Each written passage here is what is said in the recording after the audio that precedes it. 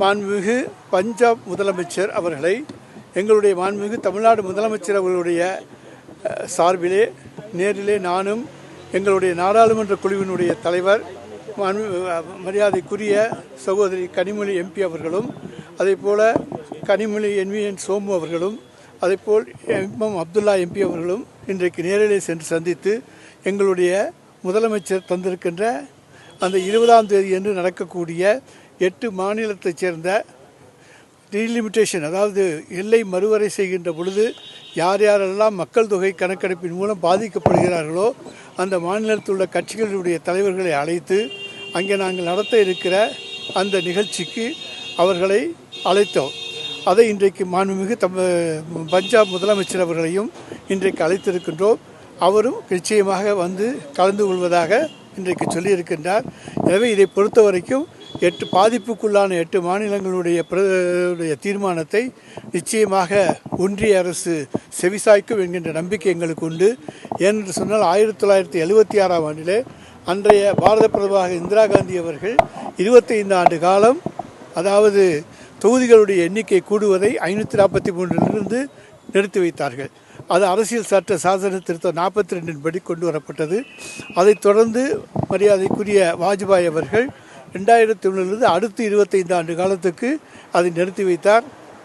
அதன் மூலமாக இன்றைக்கு மக்கள் தொகையை குறைத்ததற்காக, அதாவது கட்டுப்படுத்தியதன் காரணமாக பாதிக்கப்பட்ட மாநிலங்களுக்கு 50 ஆண்டு காலத்துக்கு விலக்கு கிடைத்திருக்கிறது. இன்னும் கூடுதலாக இன்னொரு 25 அல்லது 30 ஆண்டுகளுக்கு தந்தால்தான் இந்த பகுதி மக்களுடைய கோரிக்கைகளை நாடாளுமன்றத்தில் அவருடைய குறைகளை எடுத்துச் சொல்ல முடியும் என்பதை நாங்கள் இன்றைக்கு சொல்லி இருக்கின்றோம்.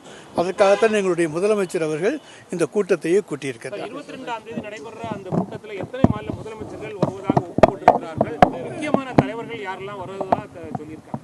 சரி, அதாவது 8 மாநிலத்துக்கு இருக்கக்கூடிய தலைவர்களை அழைத்திருக்கின்றோம். ஒடிசாவை பொறுத்த வரைக்கும் அங்கே நாங்கள் முதலமைச்சர் பாரதிய ஜனதா கட்சியை சேர்ந்தவர் கலந்து கொள்ள இயலாது.